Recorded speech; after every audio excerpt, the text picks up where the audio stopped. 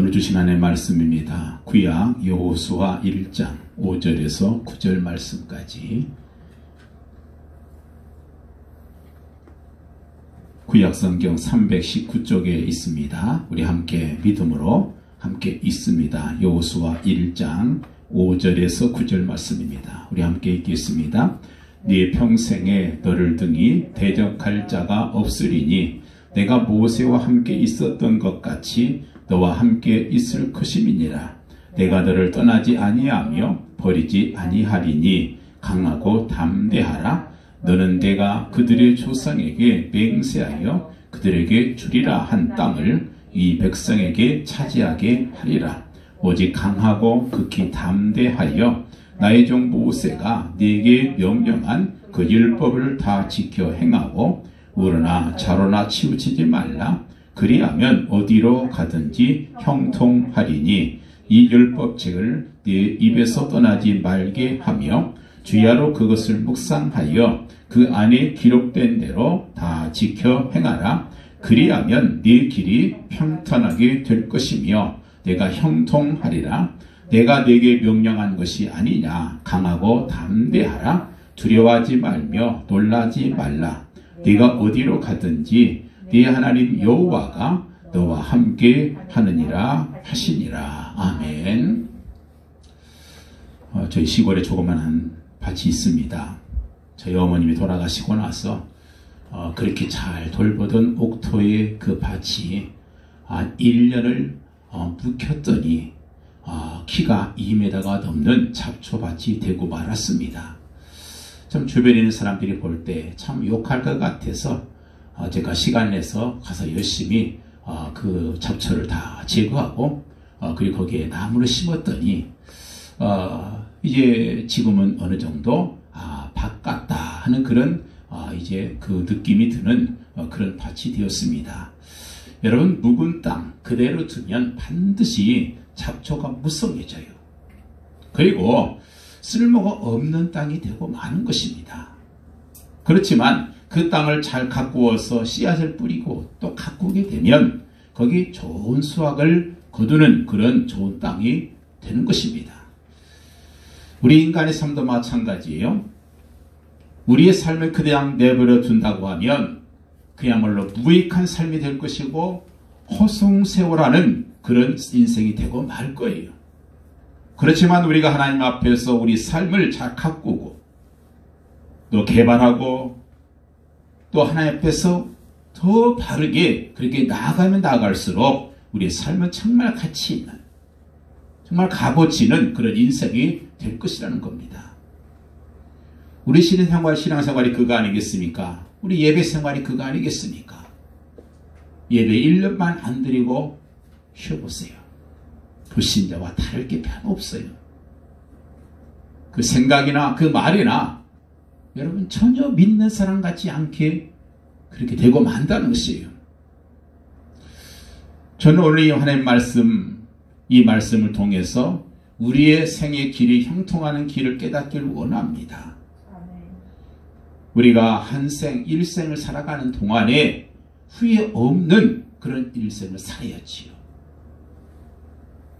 실패해서는 안 되는 우리의 한 번뿐인 인생 아니겠습니까? 그래서 우리의 삶을 성공으로 이끌어가는 몇 가지 비결을 오늘 말씀을 통해서 우리가 깨닫기를 원해요. 첫째는 모든 성공은 좋은 비전으로부터 시작이 되는 겁니다. 꿈이란 것이 뭐겠어요? 내일의 성공을 잉태하는 어머니와 같은 거 아니겠습니까? 어머니 없이 생명이 태어날 수 없는 것처럼 꿈이 없는 그런 인생, 아무것도 산출할 수가 없게 되는 거예요. 그래서 성경은 말씀하기를 꿈이 없는 백성은 망한다 그랬어요. 아브라함, 사실 그가 75세까지 그는 별로 알려지지 않은 그런 평범한 그런 한 사람이 있을 뿐입니다. 그렇지만 그가 나이 75세가 되었을 때 하나님께서 그에게 굉장히 장엄한 꿈을 주셔요.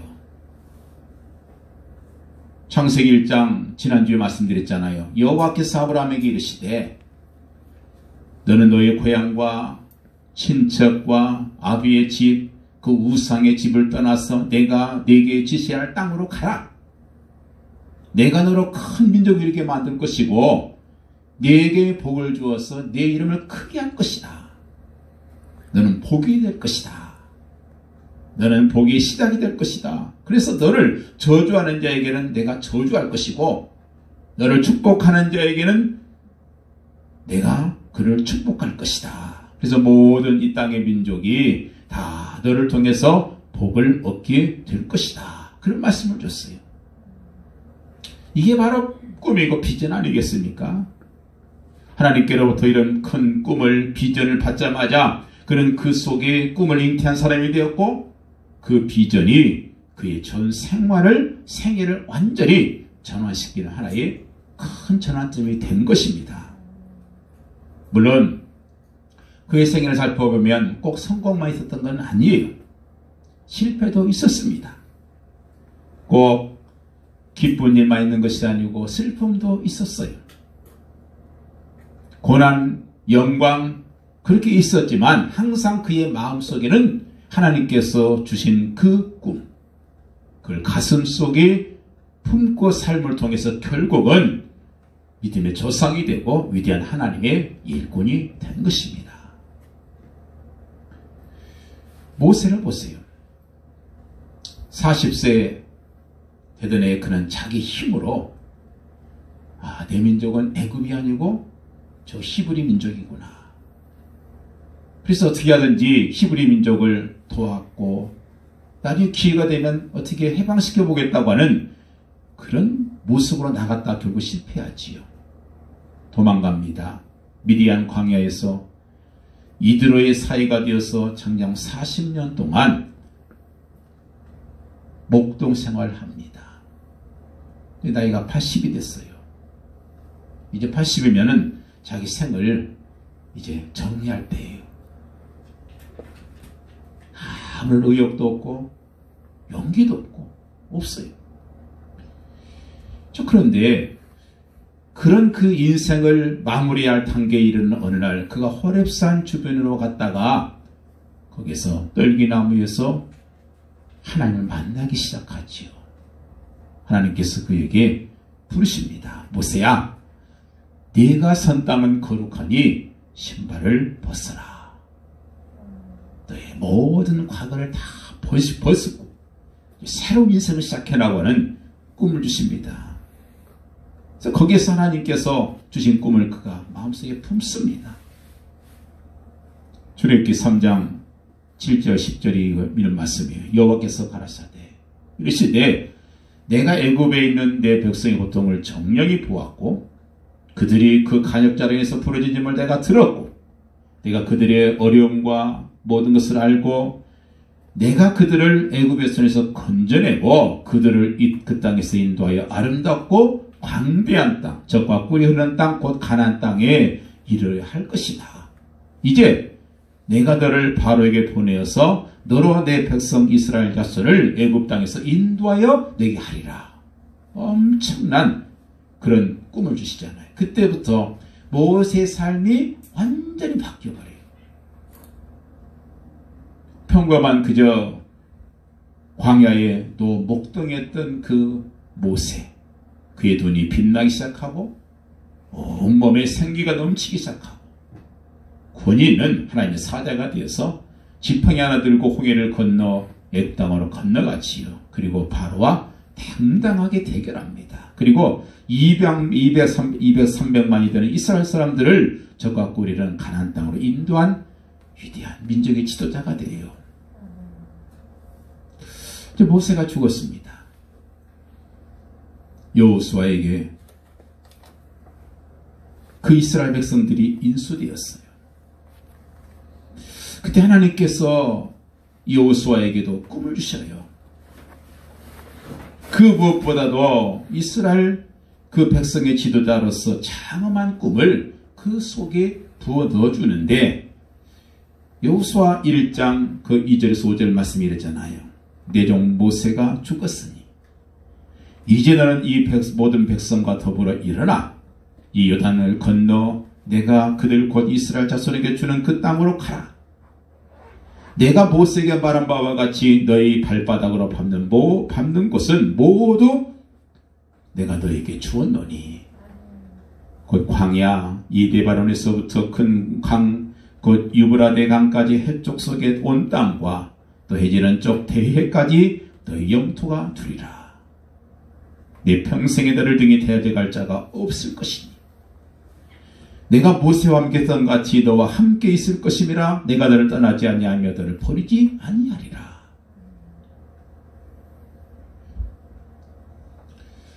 모세의 수종자였던 여호수아, 평범한 사람이에요. 근데 그가 하나님께로부터 비전을 받자마자 그 비전이 그를 모세의 후계자로 만들어버려요. 위대한 지도자가 되어서 이스라엘 백성을 이끌고 가나안 땅, 적과 꿀이라는 땅을 점령할 수 있게 되는 그런 용사가 된 거예요. 여러분, 하나님께서는 우리에게 나이가 많건 적건 우리에게 꿈을 주시기 원하시고 비전을 주시기를 원하셔요. 그래서 우리를 변화시키기를 원하십니다. 언제 변합니까? 내 속에 비전이, 하나님의 꿈이 주어질 때예요. 그래서 요엘서 2장 28절 29절 말씀 보면 마지막 때에 하나님께서 모든 육체에게 성령을 부어주시겠다. 그리고 젊은이에게는 이상을 보여줄 것이고 늙은이에게는 꿈을 주시겠다고 약속하셨습니다. 그렇다면 여러분, 내 속에 꿈이 있느냐 없느냐가 중요한 거예요. 다시 말해서 꿈을 품고 사는 사람이 참 크리스찬이라는 거예요. 꿈도 없고 환상도 없고 비전도 없다면 그는 진짜 그리스도인이 아닙니다. 비전이 있는 신자, 그가 성공적인 삶을 살 수밖에 없는 거죠. 그렇기 때문에 우리는 항상 하나님께 기도해야 돼요. 하나님, 내게 꿈을 주십시오. 내게 환상을 주십시오. 그리고 꿈을 잉태한 사람, 꿈을 안고 사는 그런 사람이 되게 해달라고 기도해야 돼요. 그게 참 그리스도이니까. 그저 직장인이고 그저 주부 한 사람, 한 시민으로서 평범한 꿈도 상관없어요. 하나님께서 주신 꿈을 품고 그 꿈을 바라보고 살아가야 우리가 진정 생산적인 인생이 될 것이고 창조적이고 성공적인 그런 인생이 될 것이라는 것입니다. 두 번째, 5절에 보니까 그랬어요. 네 평생에 너를 대적할 자가 없으리니. 왜요? 내가 모세와 함께 있던 같이 너와 함께 있을 것이라. 너를 떠나지 아니하고 버리지 아니하리라. 다시 말해서 임마누엘 신앙, 이걸 회복해야 우리가 성공할 수 있어요. 우리 예수님을 영접한 우리 그리스도에게는 중요한 자격 하나가 주어져요. 예수를 믿는다는 것이 단순하지 않습니다. 예수를 믿는 순간 신분이 바뀌어요. 아멘. 죄인에서 의인으로, 마귀의 종에서 하나님의 자녀로, 지옥의 백성에서 하나님 나라의 천국의 백성으로 시민권이 주어져요. 그래서 신분이 바뀌어요. 근데 신분만 바뀌는 것이 아니고 또 하나 권세가 주어져요. 하나님의 자녀로서의 권세가 주인단 말이에요. 예수님께서 니고데모에 말씀했잖아요. 사람이 거듭나지 아니하면 하나님 나라를 볼 수 없다. 거듭난다는 것이 뭐예요? 내가 구원받은 것이고 예수 영접한 거 아니겠습니까? 미국이나 영국, 카나다 같은 데는 헌법에요, 국지주의가 있어요. 무슨 말이냐면 그 부모가 국적이 어디든 상관없이 미국 땅에서 태어나면 그 사람 미국 시민이 됩니다. 우리나라는 달라요. 우리나라는 속인주의에서 아무리 외국 사람들이 우리나라 와서 아기를 낳아도 절대 그 사람이 대한민국의 시민권이 없으면 그 사람은 자녀가 시민이 되지 못합니다. 미국은 달라요.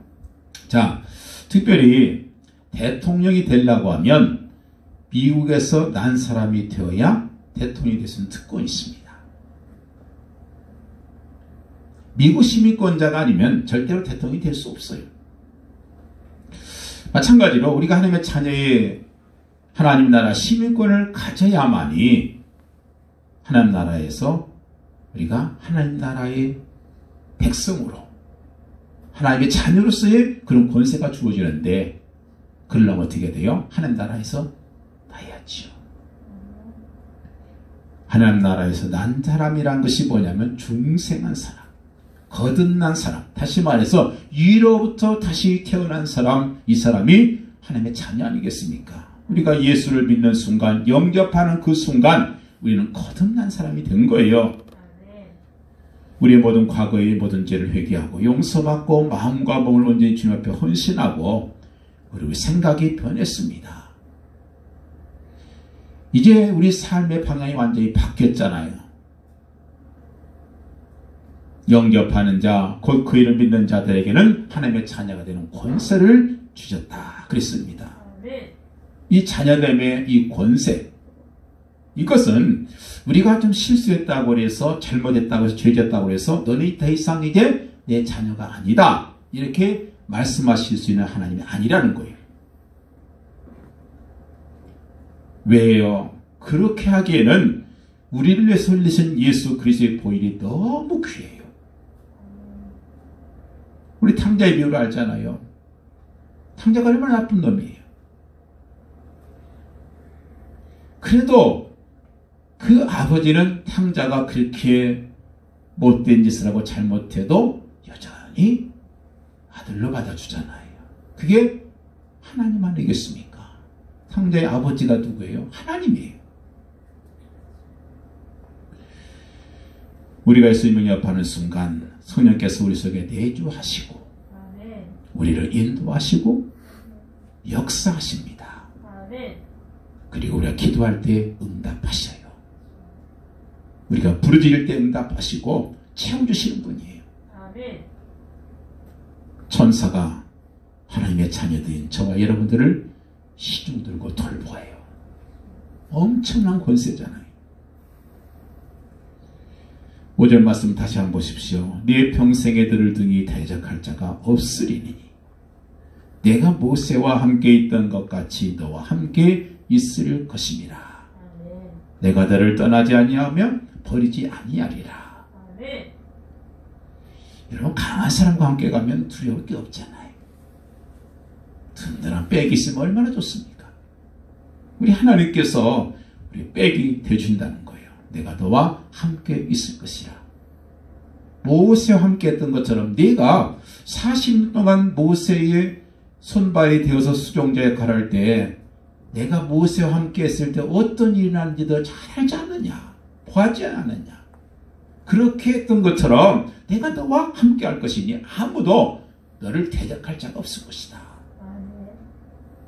내가 너를 절대 떠나지 아니할 것이다. 9절에도 그렇지 않아요? 내가 네게 명령한 것이 아니냐? 강하고 담대하라. 두려워하지 말라. 놀라지 말라. 네가 어디로 가든지 네 하나님 여호와가 너와 함께 하느니라. 임마누엘 하나님, 이것만 우리가 제대로 믿어도 두려움, 근심, 걱정, 염려 다 극복할 수 있습니다. 이것이 참 신앙이 아니겠어요? 여러분, 혹시 두려운 일이 있습니까? 염려 있습니까? 임마누엘 신앙으로 날려버려야 돼요. 우리는 승리하도록 예정된 사람들이에요. 물론 세상에 실패하도록 예정된 사람도 있어요. 지금 잘 나가는 것 같은데 시편이 그런 말씀 있잖아요. 마치 온열이 막 엄청난 그 잡초들이 그냥 천하의 기세를 가지고 그렇게 설치고 다녀도 가을이 되면 다 시들시들 다 말라 비틀어져서 다 태워지잖아요. 우리가 지금 비록 부족한 것이 많아도 우리는 이미 승리하는 삶을 살도록 예정된 사람이라는 거예요. 이게 중요합니다. 따라서 우리는 올 한 해 동안 정말 승리를 계획하셔야 돼요. 어떻게 이길 것인가?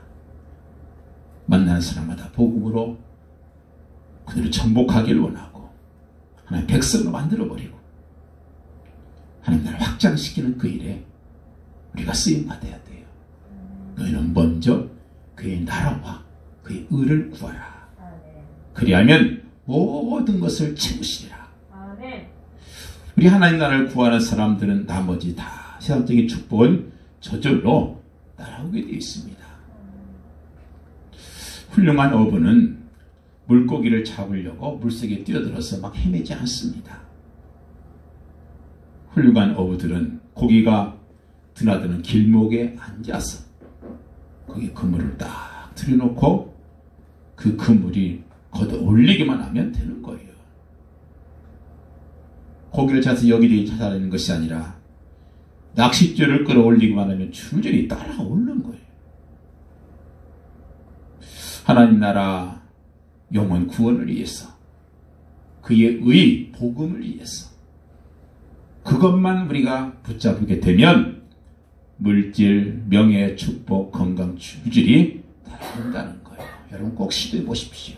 반드시 성취될 것입니다. 우리 사람들은요 어렵게 되면 하나님께서 자기를 버리셨다고 생각해요. 그래서 힘을 잃습니다. 그러나 하나님께서 그 어려움을 자기 백성에게 주실 때 우리 신자가 깨달을 것이 있어요. 첫째가 뭐냐면 그것이 바로 하나님을 만나는 기회라는 사실을 잊지 말아야 돼요. 아, 어려움이 왔다? 아, 하나님께서 더 깊이 만나주시는 기회구나. 두 번째는 우리의 신앙이 한 계단 올라간다는 사실을 기억해야 돼요. 우리 사람은요 이상해요. 평탄할 때는 그 자리에 머물길 원해요. 절대로 성장하지 않습니다. 가만히 있으면 성장할 것 같아요? 아니에요. 뭔가 어려움이, 그래서 시험이 와야 학생들이 공부하잖아요. 시험이 없다고 하면 학생들이 왜 공부하겠어요? 놀지.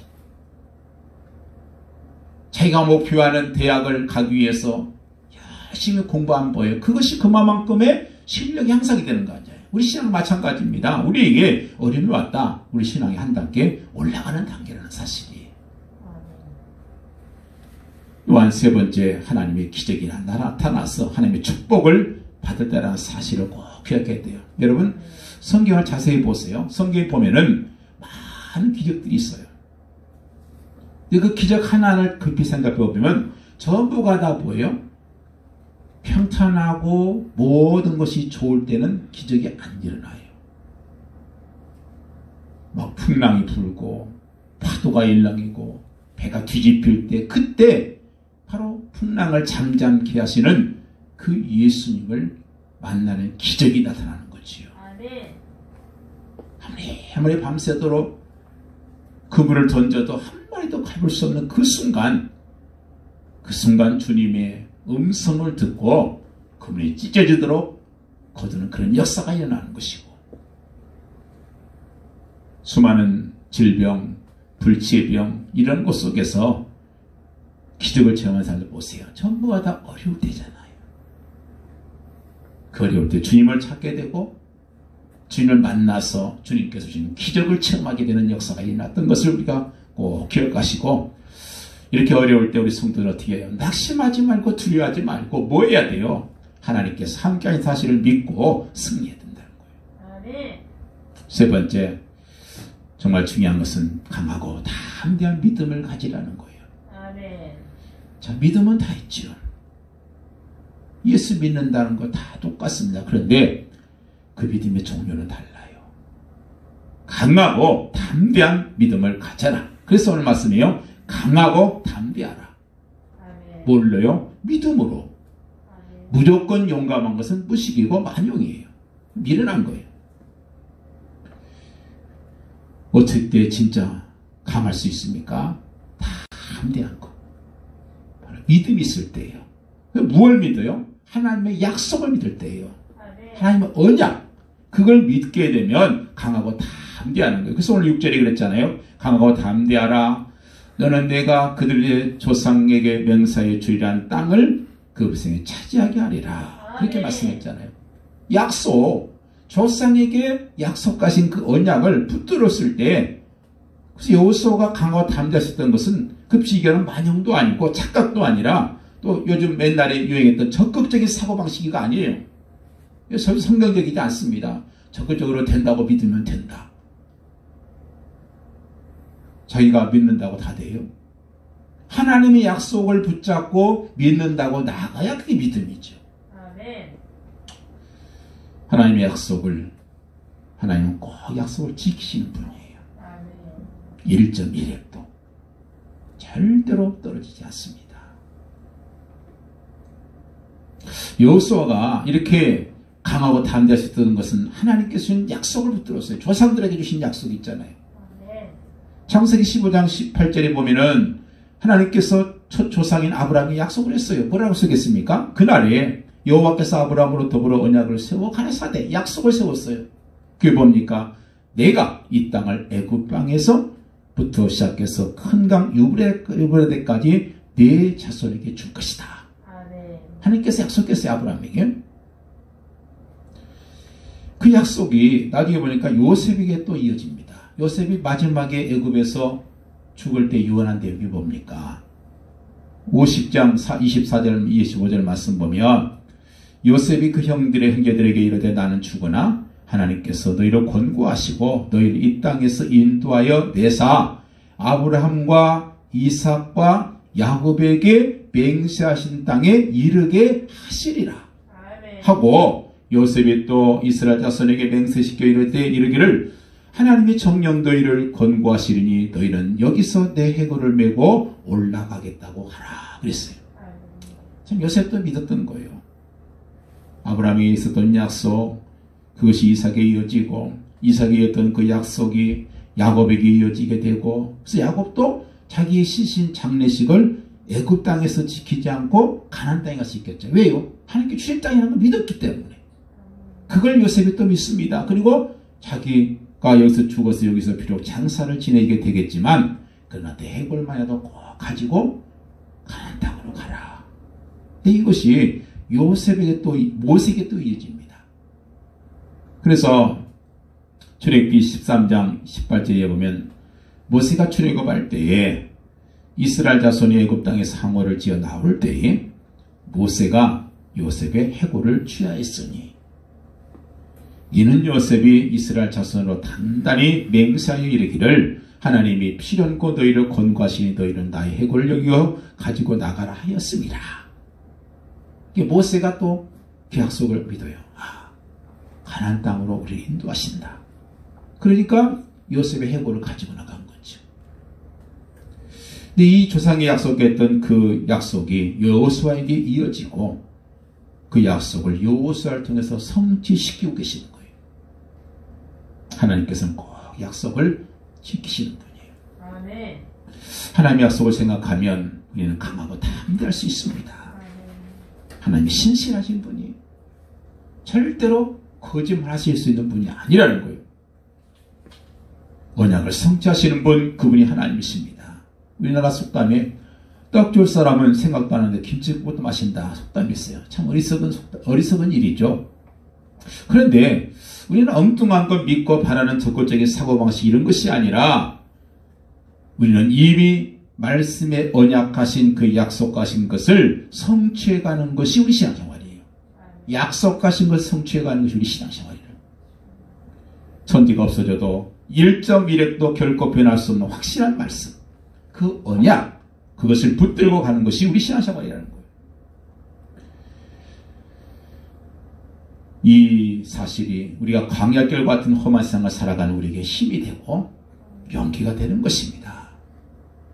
하나님의 약속, 그 약속 그대로 지키고 계신다는 사실을 기억하시기 바라요. 믿는다는 것. 한 40여 년 전인 일인데 제가 사우디에서 근무할 때예요. 어느 한 현장에 큰 현장인데 그 현장을 그 기계 분야를 제가 잘 맡아서 이제 마무리를 했습니다. 거의 끝나갈 때쯤 되니까 현장 소장이 불러요. 저기 사막 가운데 GOSP라고 하는 다시 말해서 이 석유 원유가 나오면은 그 원유가 나오는 데서 바로 그것을 보내는 것이 아니고 그거를 가스하고 오일하고 그걸 분리시키는 그런 공장을 짓고 있다는 거예요. 그래서 오일은 원유는 기름 공장으로 가스는 가스 공장으로 보내는 그 일을 하는 그 현장으로 한번 가볼래 그래요. 거기에 지금 그 공사가 진행되고 있는데 그 현장을 잘 아는 그런 현장 배관 그 기술 담당 감독관이 필요하다는 거예요. 그래서 뭐 일도 끝났는데 뭐 가지요. 갔어요. 근데 거기 이제 본부로 갔더니 혼자 이제 짐 싸고 가는 거예요. 거기 갔더니 비행기표만 하나 주면서 그래요. 이 비행기 타고 가면은 거기 가면 사람이 마중 나와 있을 것입니다. 그래요. 뭐 지금 같으면은 좀 전화번호 좀 물어보고 주소 좀 알아볼 텐데 그때는 뭐 20대 때 뭐라 합니까? 예, 그리고 그냥 갔어요. 비행기를 탔어요. 비행기를 타고 이제 가는데 비행기 안에 한국 사람 하나도 없고 뭐 외국 사람도 별로 없고 말도 통하지 않는 현지인들만 있는 거예요. 한 2시간 비행기를 타고 가는데 이제 비행기를 내릴 때가 되는데 밖에는 어둑어둑해지고 이제 밤이 되는데 마음속에 두려움이 시작되는 거예요. 야, 나는 거기 전화번호도 모르고 주소도 모르는데 밤중에 깜깜한 그 공항에 내려가서 그 사람이 약속이 안 돼서 못 나와 있으면 어떡할까? 그럼 나 어떡하지? 이게 두렵기 시작하니까 그때부터 이제 그 여행이 즐거움이 아니고 두려움이고 근심이 되더라고요. 뭐 젊었을 때니까 그렇죠. 지금 같으면요 뭐 하룻밤 공항에서 그냥 자면 되지. 그럼 되잖아요. 뭐가 두렵습니까? 제가 몇 년 전에 노예 임원으로서 러시아에 여행을 하면서 모스크바에 가서 크렘린 궁을 이제 관람하게 됐어요. 그 크렘린 궁은요, 푸틴 대통령이 근무하는 바로 그곳이 지금 우리나라 말하면 청와대 같은 곳이죠. 근데 거기 가면은 이렇게 관광객이 들어갈 수 없는 그 지역이 있습니다. 근데 뭐 철조망이 있는 것도 아니고 그냥 도로예요, 도로. 차가 지나다니는 도로인데 그 도로 이상을 건너가면 안 되는 거예요. 다시 말해 도로로 내려가면 안 되는 거예요. 근데 제가 뭐 우리 사진 찍어준다고 구도를 잡다 보니까 조금 더 뒤로 가야겠다는 생각이 들어가지고 뒤로 가다가 그 도로를 건너가는 안 되는 그 도로를 들어가게 된 거예요. 나는 이제 몰랐는데 주변에서 뭐 그 경찰이 호루라기 불고 뭐 그랬다는 거예요. 좀 있으니까 사진 한참 찍고 있는데 이 경찰이 오는 거예요. 보더니 나보고 여권을 좀 보여달라. 보여줬어요. 그랬더니 그거를 압수해가지고 따라오라는 거예요. 그래서 따라갔죠. 따라가면서 뭔 생각했냐면, 야, 내가 그 크렘린 궁의 KGB 본부에 간 거라. 야, 거기도 구경하게 됐네. 그럼 나는 그냥 두려움 없이 따라갔었어요. 내가 뭐 큰 죄 지은 것도 아닌데 가서 뭐 좀 구경 좀 하다 나오지 뭐 그렇게 생각했는데 뭐 옆에 있는 목사님이 어떻게 번역기를 동원해가지고 어떻게 해가지고 그냥 거기서 풀어줬어요. 여러분 사실 우리가 두려울 게 뭐가 있어요? 뭐가 두렵습니까? 제가 그렇게 지금도 생각나는 것은 그때 그걸 두려움 없이 그냥 믿고 갔더라면 그 사우디에서 여행하는 그 기간 나 혼자 여행하는 거 참 좋잖아요. 즐겁잖아요. 근데 괜히 두려워 떠오르는데 공항에 딱 도착하자마자 대합실에 나오니까 거기에 사람이 딱 기다리고 있더라고요. 이준무시죠? 그러면서 바로 차로 태우고 그 숙소로 데려다 주는데 내가 가면서 그랬어요. 야, 내가 괜히 두려워했구나. 내가 괜히 요즘 말로 쫄았네. 이 생각이 드니까 이게 억울한 거예요. 비행기에서 좀 더 즐길 걸. 이 생각이 드는 거예요. 여러분 뭘 걱정하십니까? 무엇이 두렵습니까? 하나님의 언약들이 안 믿어집니까? 하나님의 말씀들이 신뢰가지 않습니까? 오직 강하고 담대하라. 극히 담대하라. 내가 이미 약속한 땅을 차지하게 하리라. 내가 이미 주겠다고 약속한 땅을 차지하게 될 것이다. 사실 여호수아가 왜 이 말씀을 들었을까? 두려움이 있었다는 거예요. 왜 두렵습니까? 그 엄청난 지도자 모세가 죽은 뒤에 그 많은 백성을 자기가 책임져야 되잖아요. 두려웠던 거예요. 그래서 하나님께서 말씀하는 거예요. 사람들은 그렇습니다. 내가 하지 않았던 일들을 새로 시작하게 될 때 마음속에 두려움이 와요. 그래서 하나님께서는 그 두려워하는 여호수아에게 강하고 담대하라. 극히 담대하라. 그렇게 말씀하는 거예요. 아멘. 여러분 두려움이 뭔지 아십니까? 두려움은요. 내면 속에 내 안에 있는 불신앙이 겉으로 드러난 표현이 두려움이에요. 내 안에 불신앙이 있어요. 그것이 겉으로 표현된 것이 바로 두려움이라는 거예요.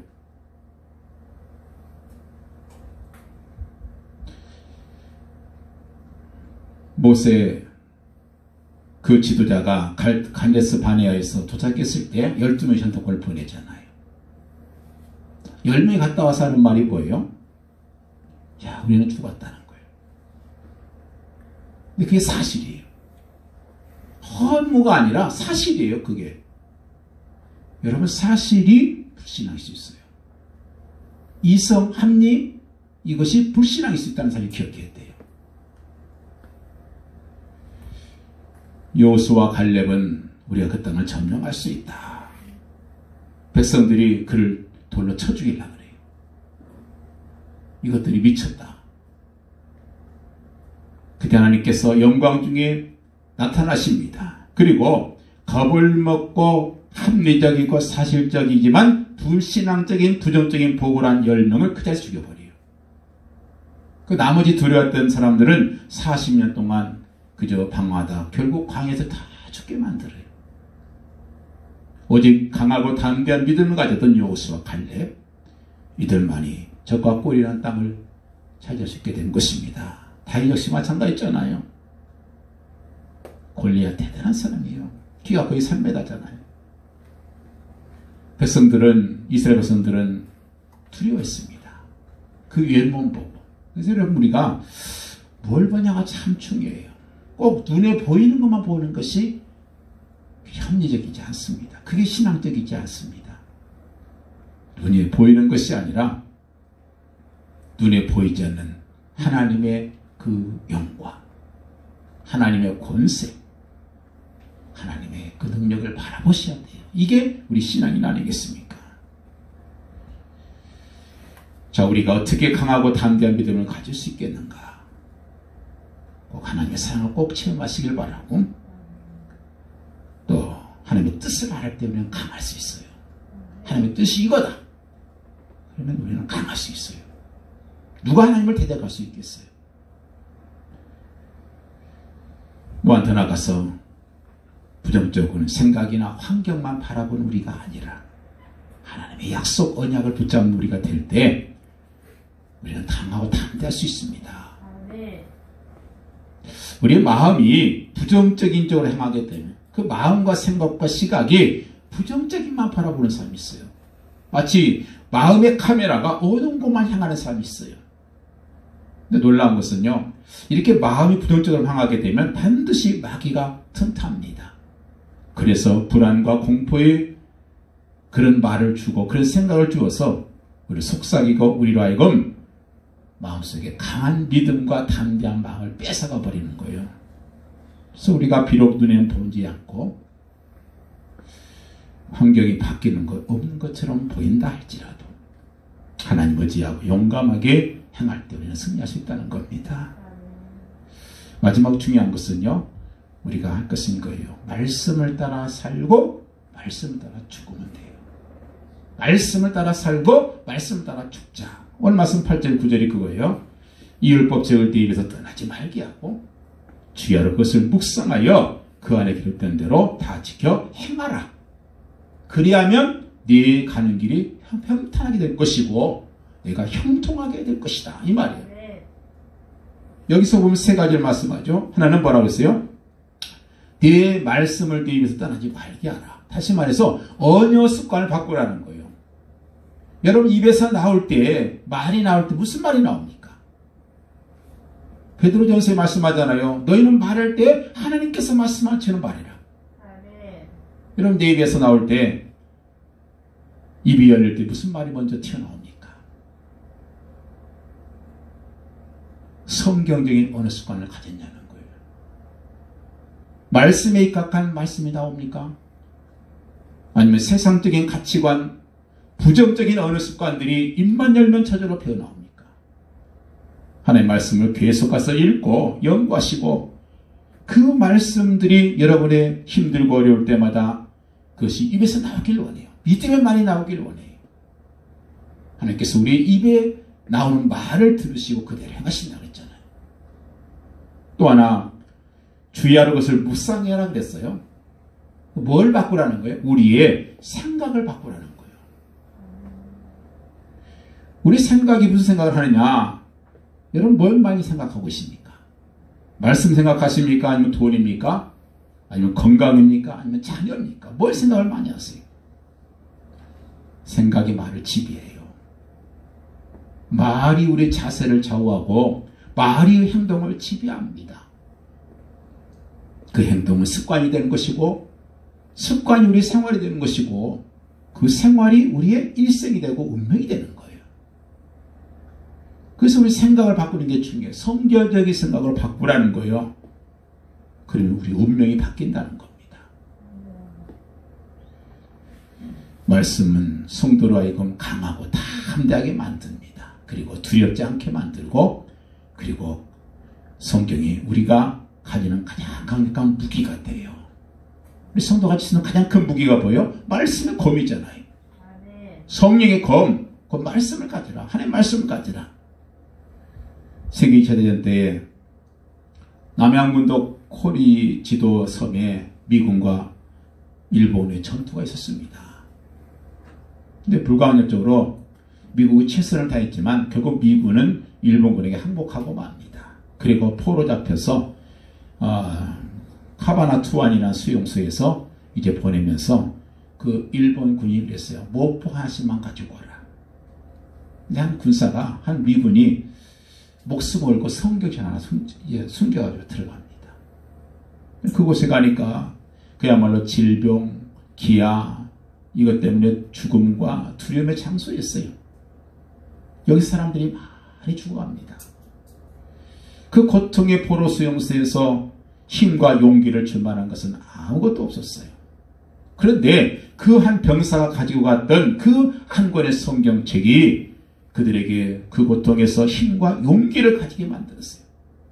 그래서 목숨을 가지고 걸어가는 한 권의 책 때문에 질병과 기아로 죽어가는 포로들로 하여금 죽음 앞에서 강하고 담대하게 견딜 수 있게 만든 거예요.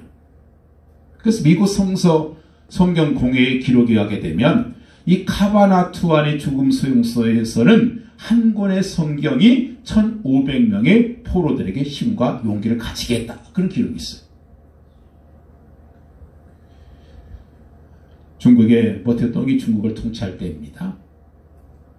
모태동이 제일 먼저 한 것이 기독교를 탄압하면서 모든 성경을 다 이게 수거해가지고 다 태워버렸어요. 그렇게 그 엄청난 핍박 속에서 어떻게 중국의 지하교회가 이렇게 살아남아서 지금의 엄청난 그런 기독교인을 만들게 되었는가? 그 이유는 성경이었어요. 우리나라 극동방송에서 밤 12시만 되면 중국어로 성경을 잘 읽어줬어요. 12시만 땅 치면 성경을 읽어주는 거예요. 그러니까 그 중국에서 그 방송을 들으면서 그 많은 믿음의 사람들이 지하에 숨어서 그 성경을 그대로 받아 적습니다. 소위 말하는 필사 성경을 만든 거예요. 그래서 여기저기서 그 필사 성경이 그것이 교회 또 개인에게 그게 힘이 돼서 그게 결국 그 수많은 박해 중에서도 중국의 지혜교회가 살아남을 수 있도록 힘과 용기가 됐던 거예요. 우리의 입과 우리 생각을 성경적으로 채우시기 바랍니다. 심은 대로 거두고 들어간 대로 나오게 되어 있는 게 이게 자유의 이치고 그게 영적인 이치입니다. 비관적인 사고방식, 결국 불행한 인생을 만들 수밖에 없고 성경적인 사고, 성경적인 생각, 성경적인 어느 습관, 이것이 결국 승리를 낳습니다. 독을 마시면 중독이 되게 되어 있죠. 좋은 음식 먹으면 반드시 건강해질 수 있습니다. 근데 하나님 말씀은 양약이다 그랬어요. 천사의 손에서 작은 두루마리 하나 갖다가 먹어버리니 내 입에는 꿀같이 다나 먹은 후에 내 배에서는 쓰게 되더라. 성경은 양약이란 말이에요. 그 말씀을 마음속에 깊이 간직하고 살아야 된다.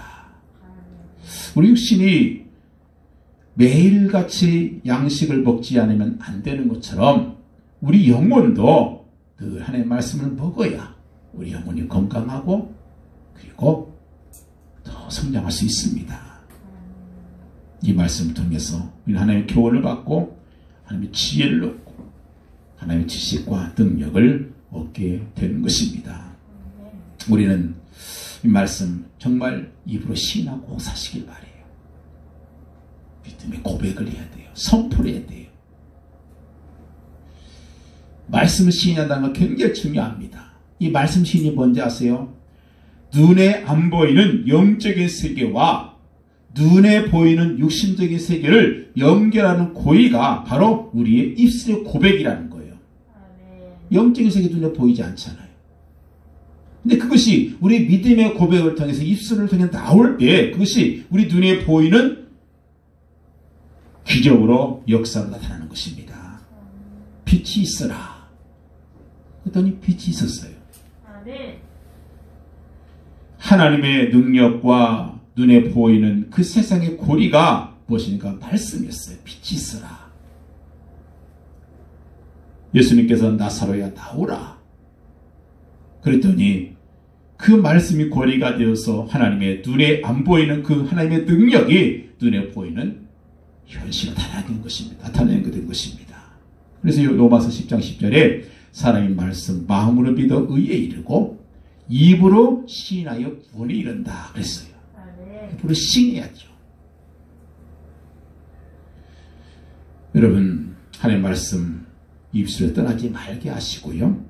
꼭 시인하시고 그 말씀을 통해서 꼭 실천하시게 되면 하나님께서 모든 삶이 형통하리라. 어디로 가든지 내가 형통하고 내 길이 평탄하게 될 것이다. 말씀합니다. 다시 한번 있습니다. 기록된 대로 다 지켜 행하고 입에서 떠나지 아니하고 묵상하게 되면 그리고 지켜 행하게 되면 네 길이 평탄하게 될 것이다. 네가 형통하리라. 이 축복 누리시길 예수 이름으로 간절히 축원드립니다. 기도합니다. 할렐루야. 아버지 감사합니다. 오늘도 주님 역사하시고 인도하시니 감사하며 우리 이 어려움 속에서 환경 보지 않고 말씀 묵상하고 믿음에 고백하고 정말 말씀대로 살아서 우리 앞으로 나가는 일이 형통하기를 원하고 평탄해지는 역사가 일어나기를 우리가 기도하며 또 그렇게 살도록 축복하시니 감사합니다.